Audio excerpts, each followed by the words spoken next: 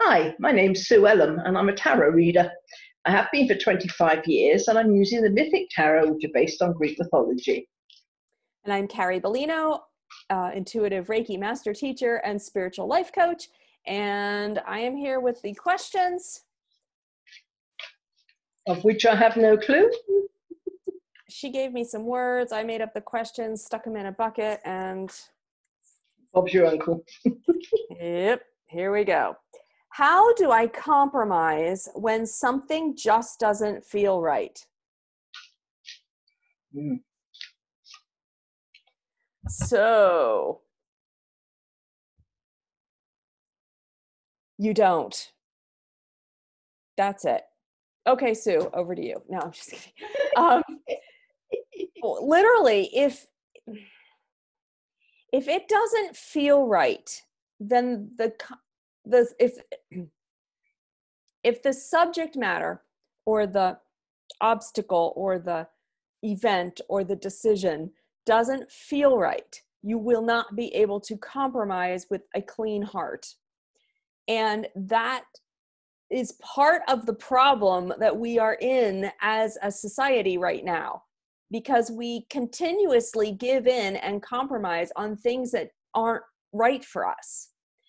And it will bite you in the rear eventually, whether it be anger, anxiety, depression, health reasons, financial, some way along some point along the way, you will feel the result of making a compromise that in a situation that wasn't right for you. And we've done that. We've always done that. And what I'm trying to guide and teach people about is to follow your heart right from the onset.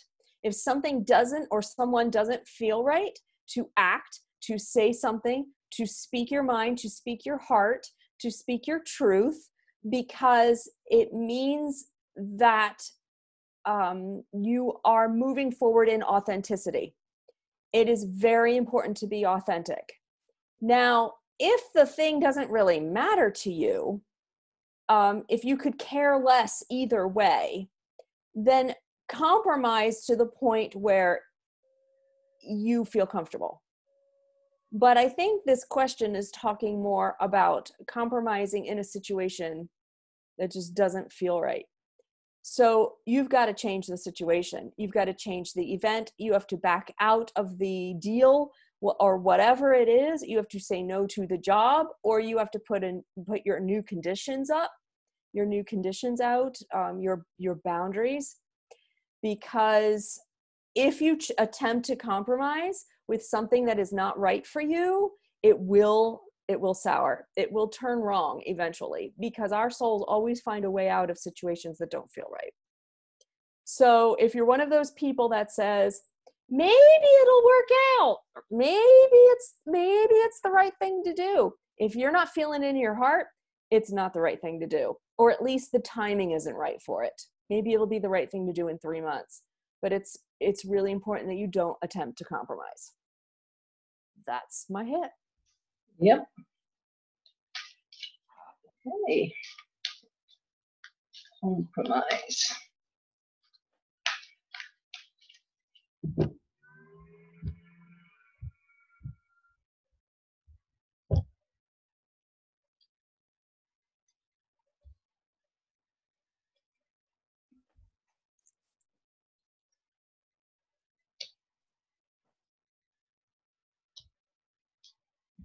Okay.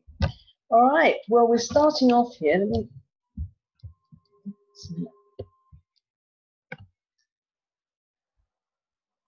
All right, we're starting off here with the Hermit. And the Hermit is about listening to what your inner voice is telling you. So with compromise, as Harry was saying, if it's something you don't really care about one way or the other, then that's okay. You can do what somebody else would like you to do with no problem. But you have to really tune into your inner voice and be patient with it. Don't give an answer straight away if you're not sure. don't make promises when you haven't got a clear idea of what you really want to do, because compromise can be one of the traits of a people pleaser.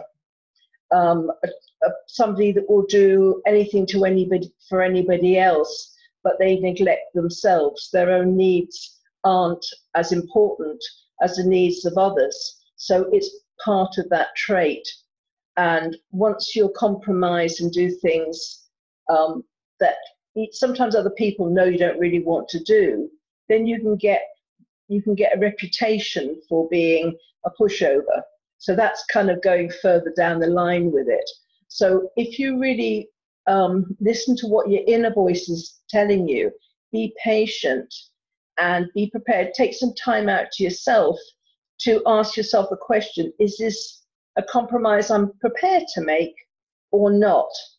I know when people get married or they move in together, people saying it's all about compromise. But in that situation, it's got to be a compromise which benefits. It's got to be a win-win. It's not right if somebody is the loser in situations, because then resentment builds up and then wedges start coming into the relationship, like, oh, you always get what you want and I never get what I want. And then it's a kind of a downward spiral, really. So listen to what your inner voice is telling you. Go into, if you feel to meditate about it, it is an important thing. And then find out what you yourself feel comfortable with. Is this something that you need to put a boundary on? Or is it something you don't want to do at all? But always, always go back to what your inner voice. The Fool card here is saying you need to come out of your comfort zones as well. So a comfort zone could be the fact that you always do what other people want, that you always please other people because you think that's what's going to make you popular, help you be accepted. Sometimes people don't stop seeing you in a way because you don't ever show yourself. You're always doing what other people want. So you're seen more as like the doormat rather than an individual who's got a mind of their own or belief systems and thoughts and needs of their own. So for some people, not compromising is a big step. It's not something it's easy to do, especially if you're used to always doing and putting yourself last. And it's not selfish to put yourself first, because then you can truly give people your own unique gifts, the things that you can help them, but not by just doing what they want. Because sometimes that's not good for them to always get their own way anyway. It's not a life lesson for them. But by being who you are and developing your own individuality, then you can truly help people in a different perspective, from a position of power and a feeling of self-worth as well. We come back to this self-worth thing time and time again with many of these questions that we answer. But it is coming out of your comfort zones and being prepared to jump off the cliff into the unknown. And if people don't like you when you won't compromise and do what they want, do you really want to be around those people? Because really all they're doing is using you. People that value you and love you, they're not going to leave you because you say, no, I don't want to do that. They're going to probably respect you more for it. So it will be a challenge, because you might find that with the Eight of Cups here, you find you've got people around and situations around that you've given 100%, and there's nothing else you can do. And you're giving 100%, and you're only getting 30% back. And it's time to say, I need to walk away from these situations. I'm not getting anything back from these people or these circumstances that I'm living in. I'm not getting back in equal measure. So it's time for me to walk away and begin again if necessary. So this isn't a light thing, especially if you are an habitual compromiser. And that seems to be where the cards are coming from. If this is a habit that you've built up over the years, and sometimes it goes back into your childhood of always having to be the one that looks after people. And then, I mean, it's more often women, to be honest, that have been kind of historically in this position of having to be the nurturers and having to be, the people that care. But there are many men that do this as well. But we kind of think of women really more, I suppose, when we're thinking of compromise. And but it's actually saying, no, I'm not going to put up with this anymore. It's not something that I deserve better than this. If I give 100%, I want 100% back. I don't want to be valued less than other people. And the Wheel of Fortune shows that once you actually start prepare to walk away from the situations that aren't growing corn for you, that aren't nurturing you, then opportunities are going to come your way, new things, you're going to set up a new energy, and it's like things will start coming to you which will bolster you up, where you won't have to compromise anymore, not on major things. For me, a compromise is, do you want to go and have Italian or do you want Thai food? And there's three people that want Thai food and one person wants Italian. So you make a compromise, you go for Thai because there's more. That to me is a compromise, which is that's a harmless compromise. But when it's like kind of big stuff in life, you need to stand up and be counted and walk away from the people that expect you to always be the one that compromises. And then new things will come in. Fate will send you opportunities that you wouldn't even have known about. But it is important to say, go from how you feel about it. And if it's something you're not comfortable with, no, don't compromise. So that was a long way of answering, just as you answered the first couple of words, no. Right. We could have stopped at that, couldn't we? Oh, it's okay, because I really think that this message is needed right now, because people need to step into their authenticity. They need to step into what they will stand for and what they believe and what their heart is telling them.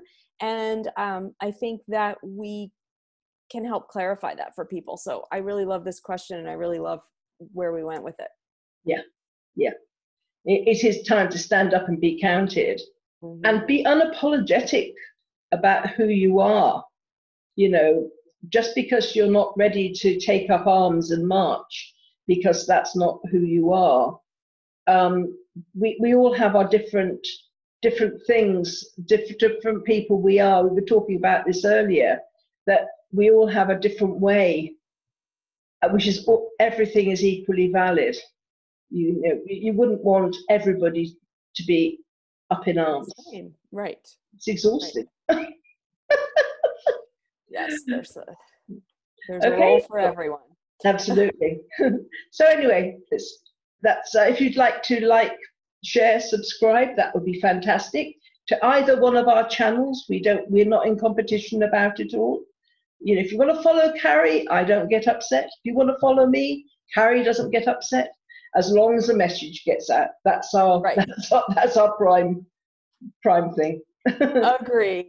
And if you are listening on my podcast, you can head over to YouTube if you want to see the cards that Sue's actually pulling, and watch the visuals. So, all right, we'll see you tomorrow. Okay, bye from me.